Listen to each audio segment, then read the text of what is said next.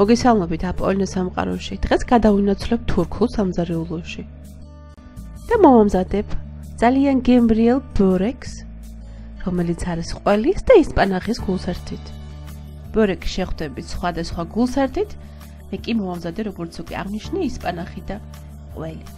და პირველ რიგში მოვამზადებთ ცომს, რისთვისაც გვჭირდება დაახლოებით 900 გრამი ფქვილი, 250 მლ თბილი რძე, 250 მლ თბილი წყალი, 100 მლ ზეთი, 1 შეკვრა მშრალი საფუარი, რომელიც იწონის 7 გრამს და არის დაახლოებით 1 სუფრის კოვზი, 1 ჩაის კოვზი მარილი და 1 ჩაის კოვზი შაქარი. მე ცომს მოვზილავ კომბაინში, რა თქმა უნდა, შესაძლებელია ცომის ხელით მოზილვაც. თაში მოვათავსებ ფქვილს და ცოტა ფქვილს მოვიტოვებ. ფქვილს გავუკეთებ ჩაღრმავებას და მოვათავსებ შიგნით საფუარს. მოვათავსებ აგრეთვე შაქარს და გვერდებში მოვაყრი მარილს. დავუმატებ თბილ წყალს, წყალი უნდა იყოს თბილი და არა ცხელი და დავუმატებ აგრეთვე თბილ რძეს.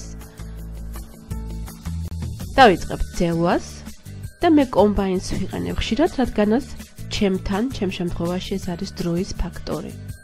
ზელვის პერიოდში უმატებთ ზეთს და უმატებთ მხოლოდ ნახევარს. მეორე ნახევარს კი უმატებთ ბოლოს. ჩემთან ცომი იზრდებოდა დაახლოებით 5 წუთს. ახლა კი განახებთ, როგორი სტრუქტურა აქვს ცომს და ცომი არის წებოვანი. ცომს ზემოდან აგრეთვე წავსმევ ზეთს, გადავაფარებ თავზე სამზარეულო სპარკს და მოვათავსებ თბილ ადგილას დაახლოებით 1 საათი.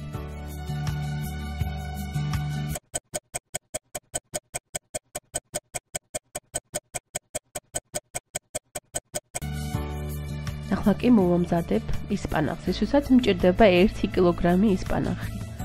ეს არის ახალი ისპანახი, მჭირდება 1 ცალი ხახვი, რამოდენიმე კბილი ნიორი, შავი პილპილი გემოვნებით და მარილი გემოვნებით. მე პირველ რიგში ისპანახს გავრეცხავ ძალიან კარგად. ისპანახი უნდა გარეცხოთ რაც შეიძლება კარგად, რომ არ შეყვეს მიწა. და ისპანახის გარეცხვის შემდეგ მე დავჭრი ხახვს და ხახვს დავჭრი წვრილად. დავჭრი აგრეთვე ნიორს. და ამ რეცეპტისთვის შეგიძლიათ აგრეთვე გაყინული ისპანახიც გამოიყენოთ. გაყინული ისპანახს წინასწარ წყალში მოწალვა არ ჭირდება. მე ტაფას მოვასხი ზეთი, ეს არის ზეითუნის ზეთი.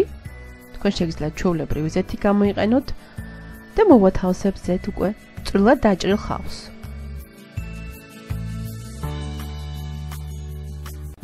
ხახვი უნდა მოითუშოს და გახდეს ოქროსფერი.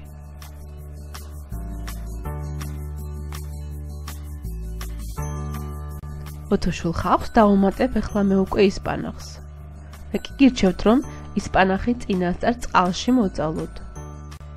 მე დავუმატებ ჯერ ნახევარს და დავაფარებ თავზე. როდესაც ისპანახი დაიწევს, დავუმატებ კიდევ მეორე ნახევარს. ისპანახს ჯერ კიდევ აქვს თავისი სითხე, რომელიც უნდა ამოშრეს. როგორც ხედავთ უკვე, ნენელა სითხეც დაშრა. ახლა კი მე დავუმატებ შავ პილპილს გემოვნებით და მარილს გემოვნებით. მარილთან იყავით ფრთხილად, რადგანაც შემდეგ უნდა შეურიოთ ყველი და არ დაამლაშოთ. ასე გამოიყურება ბოლოს ჩვენი ისპანახი. ახლა კი გადავიტან მე სხვა ღრმათაში და გავაციებ. ცივ ისპანახს დავუმატეთ 300 გრამი ყველი. ჩემთან არის მარილიანი ყველი. და ისპანახს ყველი დავუმატეთ იმდენი, რამდენიც თქვენ გსურთ. უფრო გემრიელია ყველით.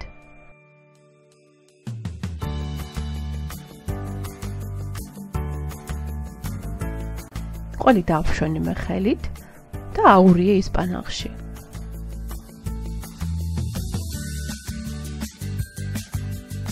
დაახლოებით 1 საათის შემდეგ ჩემთან ცომი უკვე ამოვიდა და გავორმაგდა.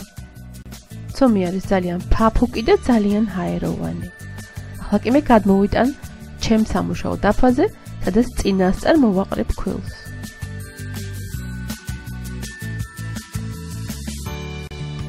ცომს შევურებ კიდევ ცოტა ფქვილს, რომ ხელზე აღარ მომეწებოს, მივცე მოგრძო ფორმას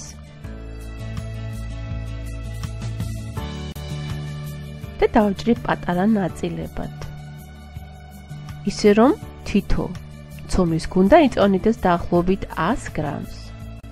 მე რა თქმა უნდა სასწორად ავწონე და ჩემთან იწონიდა 100 გრამს, როგორც უკვე აღნიშნე.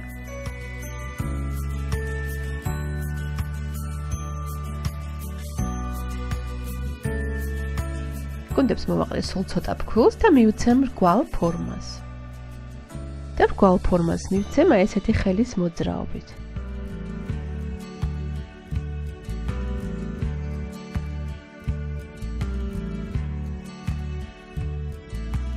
შემდეგ კი ჩემს გამოსაცხო ფორმას მოვაყრებ ქვილს და მოვათავსებ ზედ ჩემს პატარა გუნდებს. მოვაყრე ზემოდანაც ფქვილს და გადავაფარებ სამზარეულოს პაკს იმისათვის რომ არ გამოშრეს. მე 100 გრამ კარაქს დავუმატებ 100 მილილიტრ ზეთს. ხელზე დავესხავს ეს და წაусმევ ჩემს სამუშაო დაფას. დაახლოებით 10 წუთის შემდეგ ცომის გუნდას გადმოვიტან მე ჩემს სამუშაო დაფაზე და თითების ესეთი მოძრაობით გავიყვან გვერდებში. ცომი არის ძალიან მორჩილი და არ გაგიჭირდებათ მისი გაბრტყელება.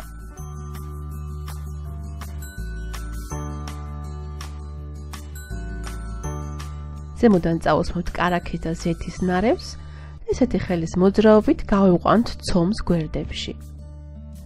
დაიწყეთ ნაპირიდან და გაიყვანეთ გვერდებში.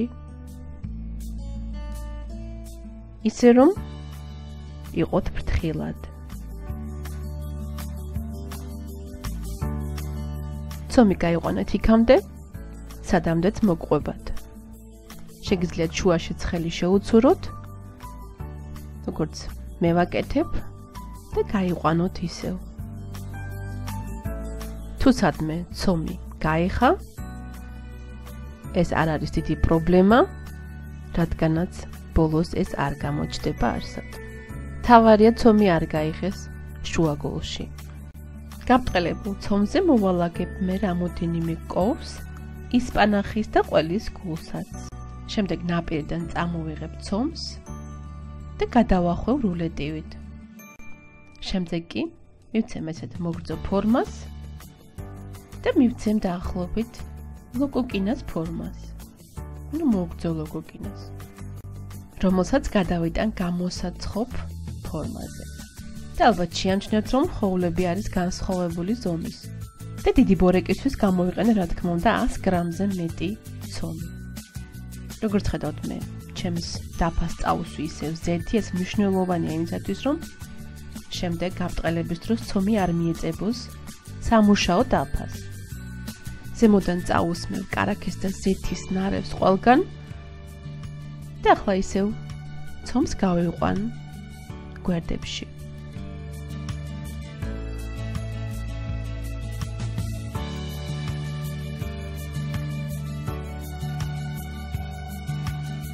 როგორც ხედავთ, ჩემთანაც იხევა ცომი. ადგილ-ადგილ.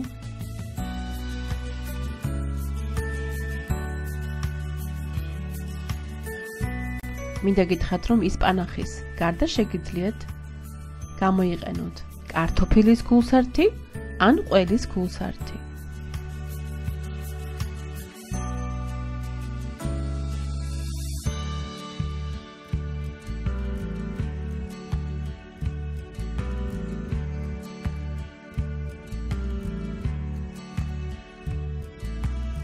და მე გავაკეთებ ყველის გულსართით და გეტყვით, რომ ეს იყო ჩვენი აბსოლუტური ფავორიტი.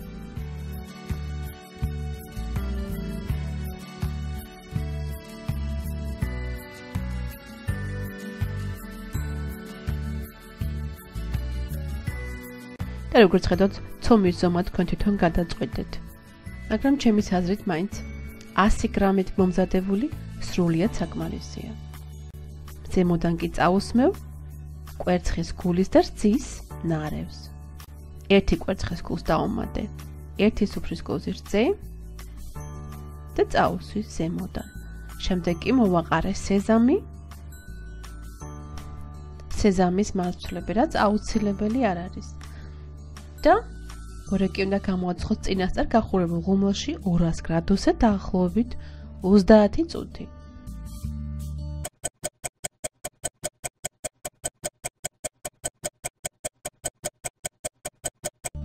სანამ ბორეკი გამოცხობა, მე მოვამზადებ კიტრის და პომიდორის, უბრალოდ პომიდორის სალატს. პომიდორს მე დავჭრი. სიმართლე გითხრათ, პომიდორი ძალიან მიუჩვეველია ჩემი ყურისთვის. მოვათავსებ პომიდორს მე ალიგატორში და დავჭრი წვრილად. დავჭრი აგრეთვე კიტრს.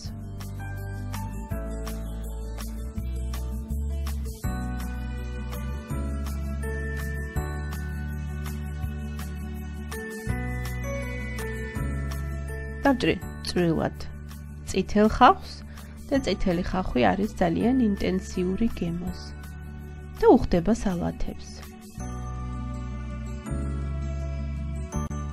მწვანე წიწაკა გემოვნებით. რამოდენიმე ღერი მწვანილი. ცოტა პიტნა, რომელიც ძალიან უხდება სალათს.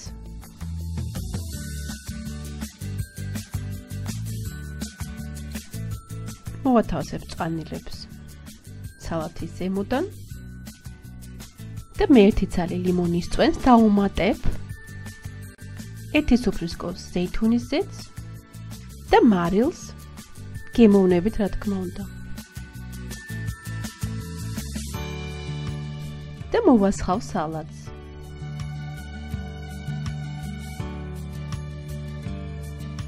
დაახლოებით 30 წუთის შემდეგ, როგორც ხედავთ, ჩემი ბორეკი უკვე გამოცხვა და მინდა გითხრათ, რომ მე დროდადრო კიდევ უსმევდი კვერცხის გულს, იმისათვის რომ მიიღო ოქროსფერი.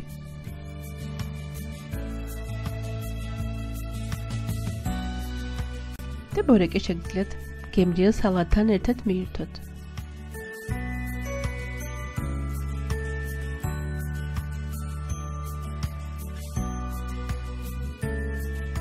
ახლა კი გავჭრი მე ბორეკს და განახებ თუ როგორ გამოიყურება შიგნიდან. ეს არის ისპანახის ბორეკი.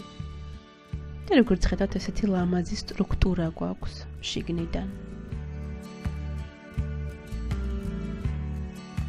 ახლა კი გავჭრი ყველის გულსართით და არის ძალიან გემრიელი ყველის გულსართითაც.